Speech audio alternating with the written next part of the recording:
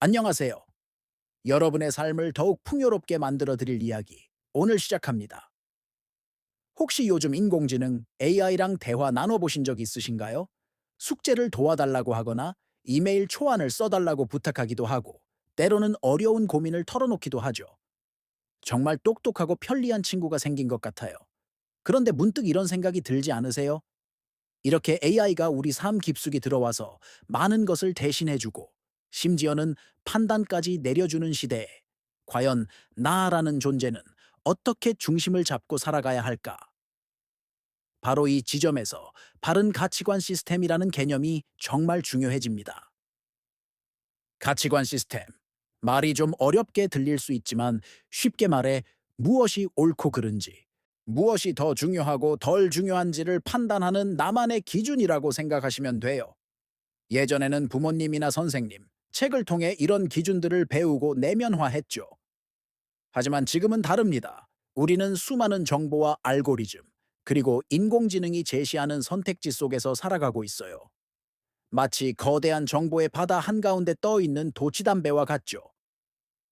이때 튼튼한 도치과 방향을 알려주는 나침반이 없다면 우리는 그저 파도에 휩쓸려 다닐 수밖에 없습니다.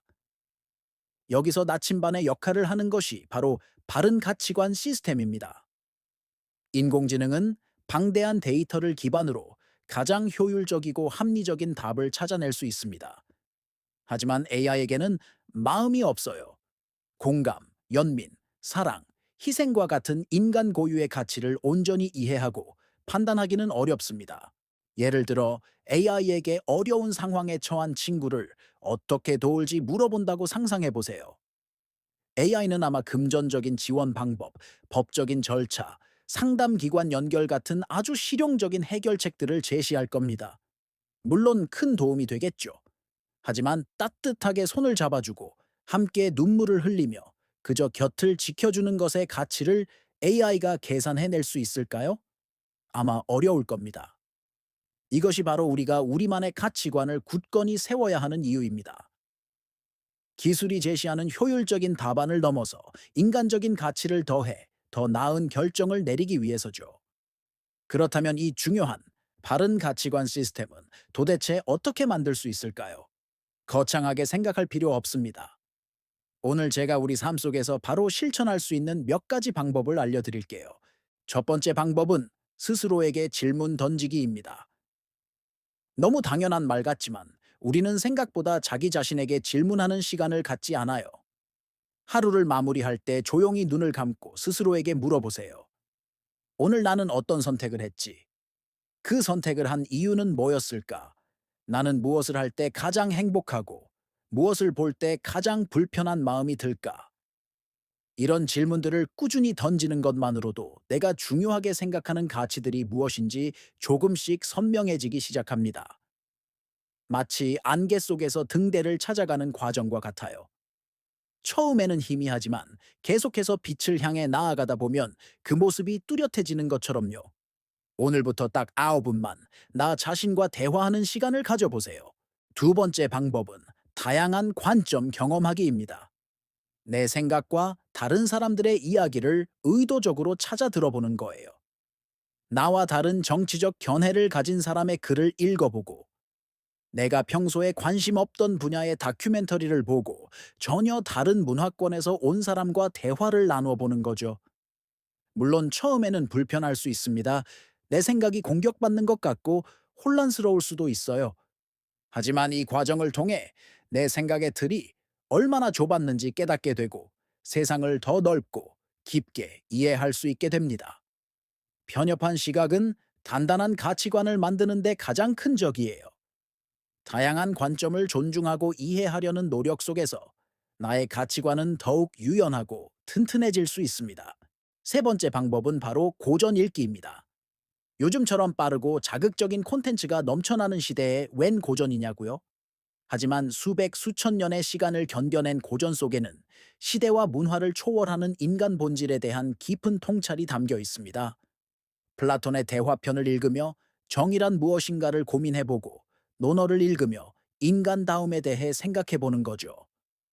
이러한 인문학적 성찰은 우리가 일상에서 마주하는 크고 작은 선택의 순간에 깊이 있는 판단을 내릴 수 있는 힘을 길러줍니다. AI가 줄 수 없는 지혜의 원천을 내 안에 쌓아가는 과정이라고 할 수 있죠. 도서관에 가서 먼지 쌓인 고전 한 권을 꺼내 들어보세요. 그 안에서 시대를 뛰어넘는 위대한 스승들을 만날 수 있을 겁니다. 네 번째는 작은 선행 실천하기입니다. 가치관은 머리로만 세우는 게 아니에요. 몸으로 직접 부딪히고 실천할 때 비로소 나의 것이 됩니다. 거창한 봉사활동이 아니어도 괜찮아요. 길에 떨어진 쓰레기 하나 줍기, 무거운 짐을 든 어르신 도와드리기, 주변 사람에게 따뜻한 말 한마디 건네기. 이런 작은 행동들이 모여 타인과 더불어 사는 삶의 가치를 체득하게 합니다.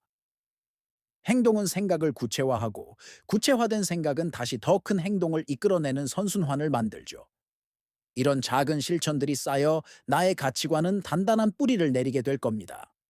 마지막으로 자연 속에서 사색하기입니다. 복잡한 도시와 디지털 세상에서 잠시 벗어나 보세요. 숲길을 걷거나 고요한 바다를 바라보며 자연의 위대함과 생명의 신비를 느껴보는 겁니다.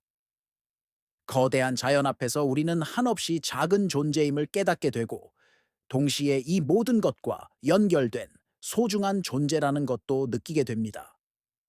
이러한 경험은 우리를 겸손하게 만들고 눈앞의 이익이나 경쟁을 넘어 더 큰 가치를 바라보게 하는 힘을 줍니다. 잠시 스마트폰을 내려놓고 흙냄새와 풀냄새를 맡으며 내면의 목소리에 귀 기울여 보세요. 오늘 말씀드린 5가지 방법, 스스로에게 질문하기, 다양한 관점 경험하기, 고전 읽기, 작은 선행 실천하기, 그리고 자연 속에서 사색하기. 이 방법들은 인공지능 시대라는 거대한 파도 속에서 길을 잃지 않도록 우리를 지켜줄 튼튼한 닻이 되어줄 겁니다. 기술의 발전은 우리를 편리하게 만들지만 우리의 인간다움까지 대신해 줄 수는 없습니다. 오히려 기술이 발전할수록 우리는 더욱 인간다워져야만 합니다. 기억하세요. 인공지능이 만들어가는 이 새로운 세상, 이 별천지에서 결국 나를 구원하고 행복으로 이끌어주는 것은 그 어떤 첨단 기술도 아닌 바로 내 안에 단단히 세워진 가치관 시스템입니다. 이것이 바로 인공지능 별천지의 내가 복음입니다. 오늘 이야기가 여러분 각자의 내가 복음을 찾아가는 여정에 작은 도움이 되었기를 바랍니다. 구독과 좋아요, 알림 설정은 저에게 큰 힘이 됩니다. 감사합니다.